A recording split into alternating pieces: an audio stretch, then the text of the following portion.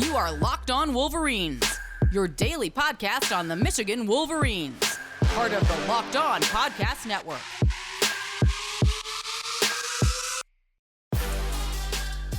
Happy Tuesday to you. Yet another big show to break down the things that happened in the game. Michigan's 42-27 win over Ohio State. Before I even get into anything, I got to tell you today's episode of Locked On Wolverines, which is part of the Locked On Wolverines, Locked On Podcast Network, where's your team every day.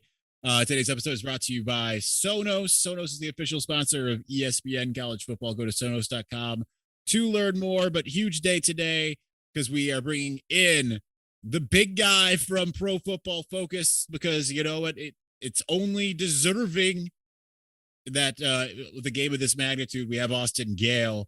Austin, thank you for joining. So excited to have you on again, man. And we only have you on when it's obviously the big games, essentially. So it's super exciting to talk to you about this particular one. Absolutely. I appreciate you having me on. And I am excited. I was in Ann Arbor this past weekend. It was electric. I'm excited for Michigan football. I'm excited for this Big Ten championship. Yeah, is this a type of thing? Because I mean, we've talked about the state of Michigan. I think we all kind of thought that Michigan was going to be a bit better than advertised in a lot of ways. I talked to Anthony Treesh last week, and he had said Michigan's got a chance in this game, you know, depending on what it was able to do. But no, not many people were giving Michigan a chance to win this game. How surprised were you with what you were able to see against the Buckeyes from the Wolverines? I mean, you have to be super surprised. I think they benefited from the weather, right? It was snowing a bit, forced kind of CJ Stroud and this Ohio State passing attack into a situation they really haven't been in this year. And I think the biggest surprising piece was, as good as Ajabo and Aiden Hutchinson are, I did not expect them to dominate as much as they did. 15 total pressures for Aiden Hutchinson. Ohio State hasn't allowed more than 13 pressures to a single team this season. To get 15 as one player against, you know, Petit Frere should be a top 50 pick in the 2022 NFL draft. Maybe his stock is falling quite a bit after this game, but man, it was insane how much they dominated in the trenches, both offensively and defensively. And when it comes down to it, that is the strength of this team. It's not Cade McNamara. It's not this passing attack. I wouldn't even say, you know, the running backs are obviously fantastic, right? Hassan Haskins, Blake Corum have both graded really well this season, but that offensive line, that defensive line at Michigan is what separates them from other schools.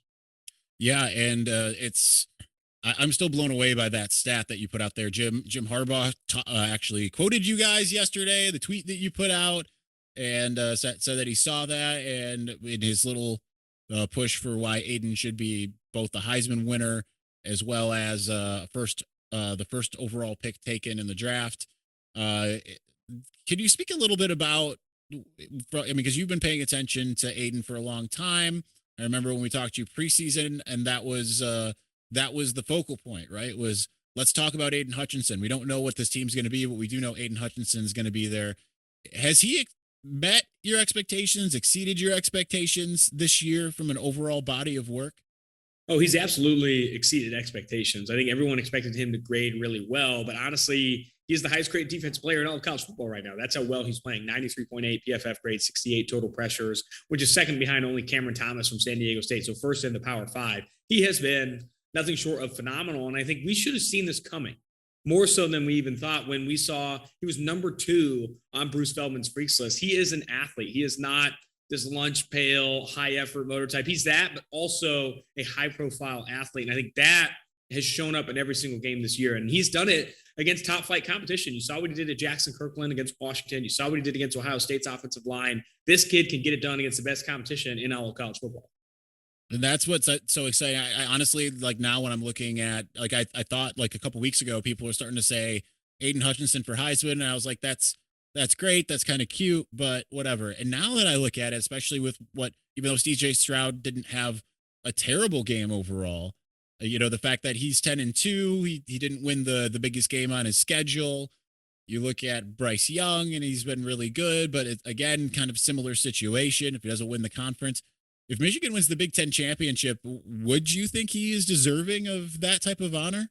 Absolutely. I think that's one of the best bets you can find available right now. I think he's plus 1,400, plus 1,500 to win the Heisman. I just don't see how the Heisman Trophy can give it to Bryce Young if he loses to Georgia, or CJ Stroud, who doesn't even have another, game on his schedule outside of the bowl game this year. Like this, this trophy is about the most outstanding player in college football, a guy that has borderline single-handedly taken this Michigan team beyond expectations. This team wasn't ranked, and he's now obviously one of the highest graded players in all of college football, and also been so productive against top flight competition. If you give it to, so the three favorites right now, Bryce Young, CJ Stroud, and then Aiden Hutchinson, if you give it to one of those quarterbacks and Bryce Young doesn't beat Georgia, I just think that would be malpractice. I think that would be, this has been one of the few times where, the top flight quarterback isn't going to be going into the college football playoff, isn't going to be taking that step. So I do think that the Heisman Trophy should prioritize Aiden Hutchinson and win almost. Bama's 6.5-point dogs against Georgia.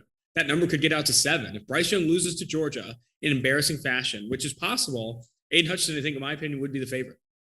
It's just incredible that that's where we're at. Thinking about going to New York, all of those things that were not even in the cards just a few short weeks ago. Let's discuss a little bit about about what the job that the Michigan offensive line and Hassan Haskins were able to do against the Buckeyes. I think the most surprising thing to me is everyone knows that Michigan's going to run the ball, right? And I thought that this was going to be a game that maybe was going to have a similar game plan to Michigan State, run a little bit, try to pass more. Ohio State came in with not the greatest pass defense. I thought that that was probably the mode in which the offense beats them, but no, Michigan played man ball. Michigan goes in and bullies them up front. What did you see as far as that was concerned, especially considering we'd had all this talk about Ohio State's front seven had really coalesced after that Oregon game, that it was playing outstanding on that front since they switched the play calling duties over to Barnes. And suddenly it looks, honestly, and from what I saw, worse than it looked against Oregon. What was, how much of that was Ohio State? How much of that was Michigan just doing what it does? I think the most demoralizing thing, if you're a Buckeyes fan, is that Michigan just said, we're going to do what we're going to do, and you're not going to be able to stop it. Yeah, I mean, I do think that they came in with a game plan to run the football and run the football effectively, and on defense, get pressure on Stroud. And that, again, like the trenches is what won this football game. CJ Stroud and Garrett Wilson and Chris Olave, Jackson Smith-Njigba, they can't get it going if they're going to be under pressure as much as they were on the offense side of the ball. And then for Michigan's offense, they just had to limit mistakes. The Caden McNamara interception early was, what could have tipped the scales, but they were being aggressive. Their shots they took were downfield to open receivers. The Caden McNamara interception is probably the only blemish on that record there. They run the football, and then take their shots. It was very much an old school approach in old school weather. It was old school football from start to finish. Yeah, and I think the biggest thing for me when you see like Hassan Haskins getting those extra yards, how did he grade out for you guys, and what was it about his game that you liked? Yeah, I mean, Hassan Haskins graded really well. Anytime you score, 5 touchdowns, you're going to grade really well. Forcing a ton of missed tackles on the ground, gaining yards after contact. That's how you grade well in PFF system. He had seven forced missed tackle in this game, 6 runs of 10+ yards, 5 touchdowns. That's gonna give you a lot. That's gonna give you a lot of high grading profile. Hassan Haskins, man, has been phenomenal for this football team, and he did it across a very heavy workload, right? Like 28 carries in this game, I think is super impressive for Hassan Haskins. And if you can do that against Ohio State's defense isn't, what it was, 2-3 years ago, but it is still a very talented defense. I was impressed with Hassan Haskins for sure. Now let's look at the breadth of the team, because we're talking obviously a lot about Aiden Hutchinson and Hassan Haskins, and I think that's obviously well deserved. But who were the other players that stood out to you on either side of the ball, and what really stood out to you about them? Yeah, I mean, I do think that you have an offensive line that graded really well in this game. Zach Zinter had a 79.1 PFF grade, 85+ in pass blocking, 77+ in run blocking. That effort on the interior helped churn a lot of this production out. And I think that, again, when your offensive line is playing as well as they did, you can play this old school football and hand Hassan Haskins 28 carries and play with a lead like they did. And defensively, Aiden Hutchinson was largely alone, right? I mean, Aiden Hutchinson was the game changer. He had 15 total pressures. No other Michigan defender had more than 3. He was, people talk about Ojabo, people talk about these other players. He was single-handedly limiting this Ohio State offense. Again, why he should be in the Heisman conversation. That's still just incredible to me that that one guy just dominated the way that he was able to. All right, we'll continue this conversation here momentarily, but before we do, I do have to say a few quick things here.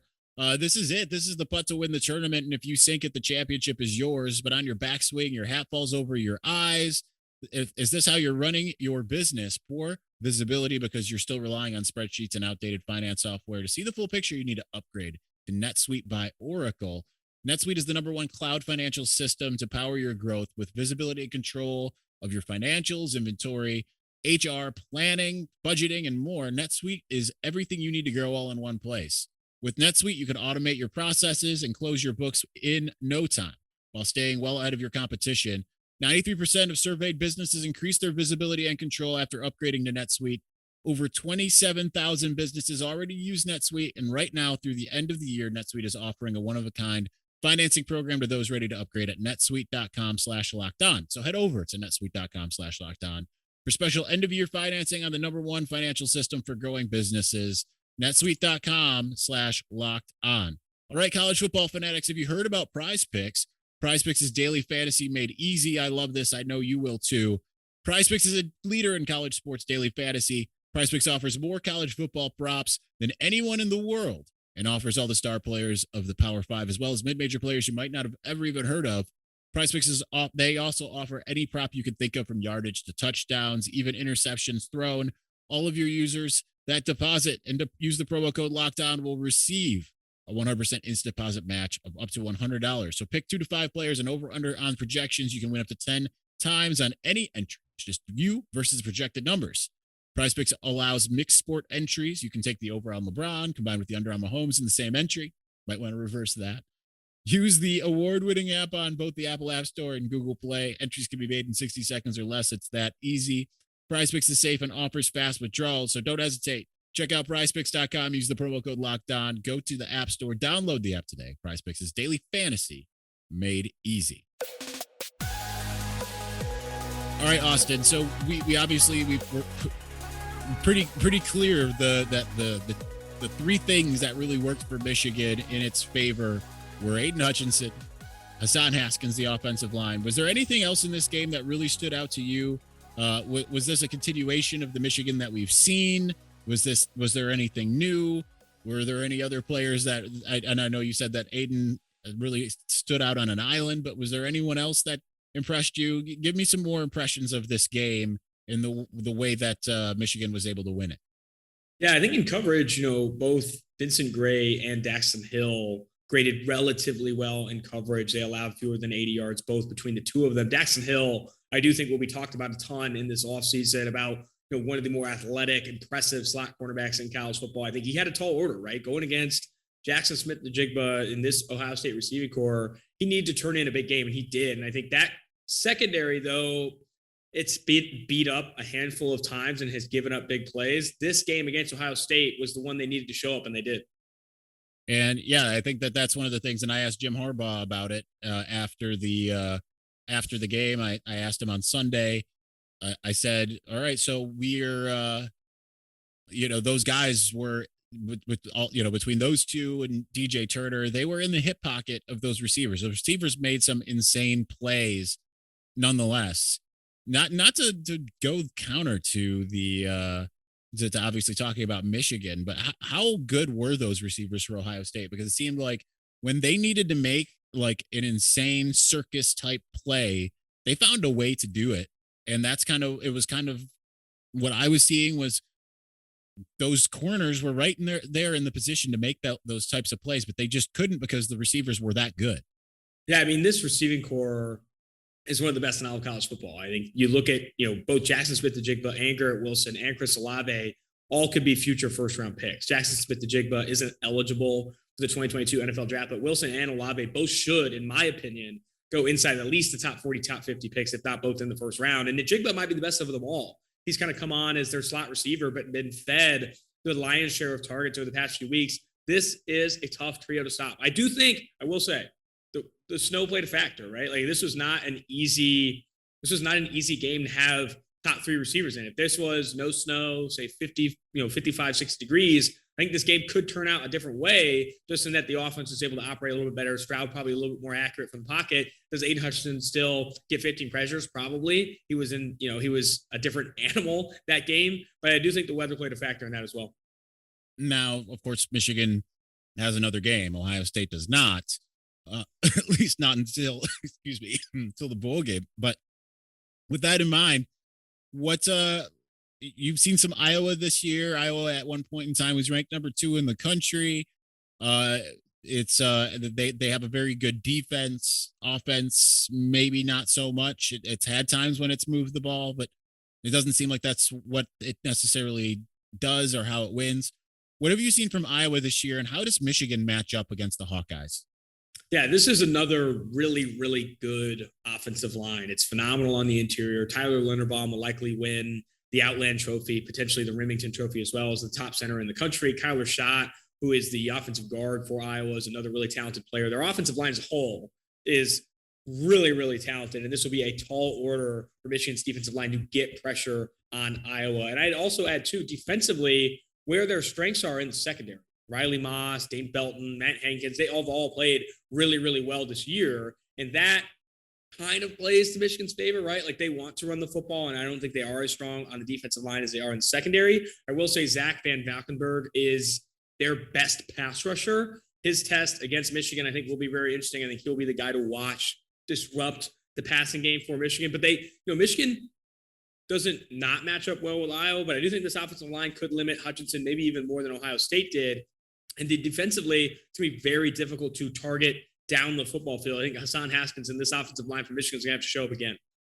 Now, what's your initial feeling going into this game? It's the lines are sitting at 10.5 right now, I believe.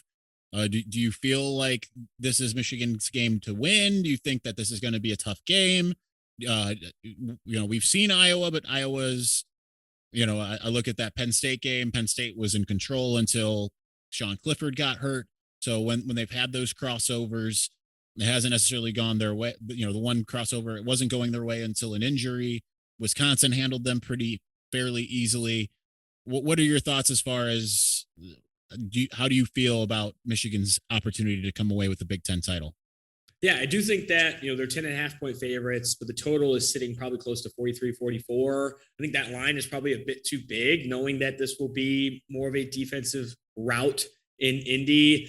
I do like Michigan to win. Obviously, I think all betting markets like Michigan to win. They are the better football team, but 10.5 is probably too big for me. I think this game could be a bit closer. It could be a classic Big Ten matchup where both these teams end up scoring fewer than 20 points, and the team with the ball last ends up winning on a field goal. I think that's where I see this game going now.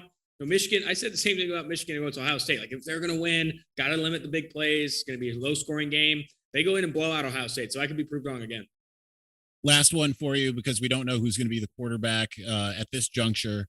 Kirk Ferentz said he'd probably say today whether it was going to be Petrus or Padilla.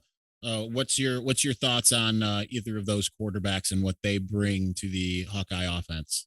So I do think that Petrus, he's graded better and for good reason. He can run the football effectively. I think I would lean that direction if I was going to pick between him and Padilla, but we'll see. I think that is not the quarterback they want, right? I think they'd rather have Padilla. All right, that's Austin Gayle. Very glad to have you on again, man. And I'm sure we'll if everything goes Michigan's way, we certainly could be talking again here around the new year or afterwards. So very excited to hopefully see the season continue here in Ann Arbor. Sounds good, man. Thank you. It was Austin Gayle, director of content over at Pro Football Focus. So very excited to get that opportunity, as we do every week, usually, to talk to someone over at PFF. Obviously, I had to have on the main guy. Love all of those guys, but big week means that we have the director of content on. So, anyhow, we are going to move on. We've got I've got a couple other quick things to discuss, but before we do, listen. You listen to podcasts for the power of knowledge.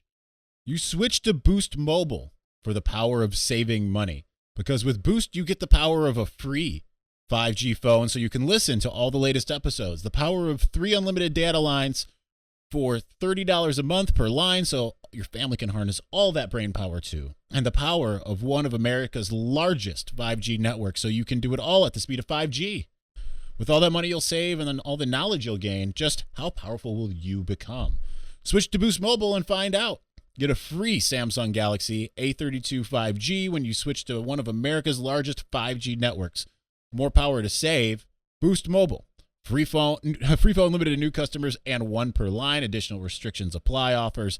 Coverage not available everywhere for all phones and networks. See boostmobile.com for details. Also got to tell you a little something about betonline.ag. BetOnline has you covered for all of the season with more props, odds, and lines than ever before. As football season continues to march to the playoffs, BetOnline remains your number one spot for all the sports action this season. So head to our new updated desktop or mobile website to sign up today and receive your 50% welcome bonus with your first deposit. Just use the promo code LOCKEDON. From basketball, football, NHL, boxing, UFC, right to your favorite Vegas casino games. Don't wait to take advantage of all the amazing offers available for the 2021 season. BetOnline is the fastest and easiest way to bet on all of your favorite sports. BetOnline, where the game starts.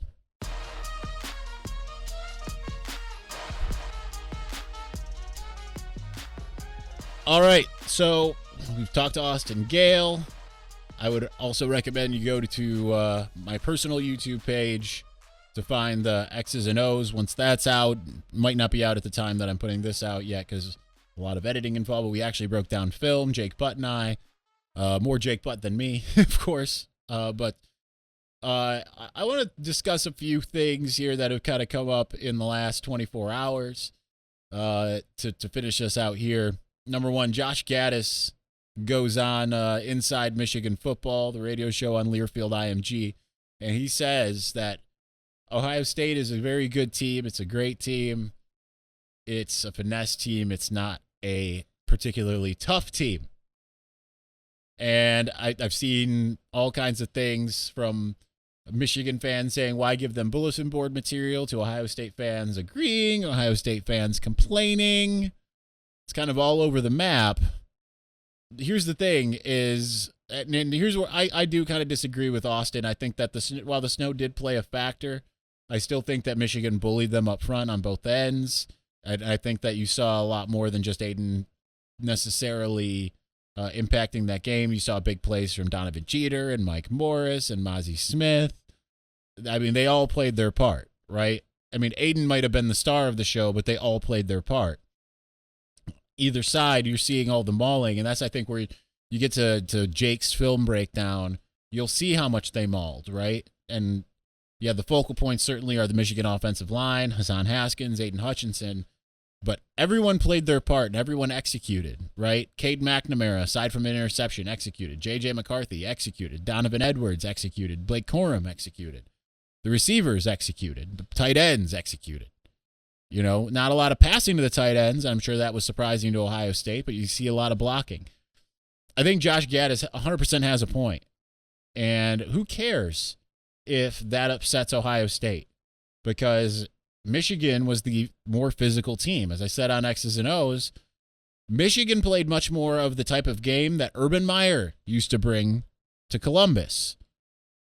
This idea of, we are going to bully you up front, and on offense, we're going to run all over you, and on defense, we're just gonna hit you. We're gonna take your guys up front down, and we're gonna do what we need to do. And that's much more what Urban Meyer used to bring, and Michigan brought it. And as much as Ohio State people, and this brings me kind of to the next point, Ohio State people want to say, well, wait until next year. We go into the shoe, and 15 out of 16 or whatever, blah blah blah. Doesn't really matter, right? Michigan has the bragging rights now. They can talk all they want until next year. And if Ohio State wins next year, then they can sit there and say, there was a blip on the radar. But we don't know that it's a blip on the radar, because this was a type of game. It wasn't a fluky win. It wasn't just a controversial call. It wasn't two teams playing each other close. The game wasn't really in doubt. I mean, it was probably for most of us watching that aren't used to watching Michigan dominate Ohio State, but the game wasn't really in doubt. Michigan asserted its will early, and it kept asserting its will. And every time Ohio State started to kind of bounce back, Michigan reasserted its will. It was a game of body blows. This is the type of game that we expected in 2018 that didn't happen. So, with that in mind, I think that you can take a look at this and say, all right, Ohio State, if you want to bring it, I mean, Michigan needs to stay at the level that it's at, right? And it's going to be easier said than done with Aiden gone after this year. We'll see about Ajabo. I would imagine if I was Ajabo, I would go with the type of draft grades he's getting at the moment, assuming it maintains that level. But this is exactly the type of thing that you know what, Ohio State, you're not going to play basketball on grass necessarily against Michigan and have it work. The trend is moving back towards man ball. Clearly, Georgia, that's what Georgia is. And these trends are cyclical, right? Jim Harbaugh at Stanford, everyone else was getting away from pro style. Jim Harbaugh was winning with it. Came back to Michigan, everyone was moving to was still kind of going towards spread. Michigan started moving to spread eventually, and now it's winning with that old school man ball. So we'll see if that is sustainable beyond this year, but nonetheless, got the athletes, you can run it, do it.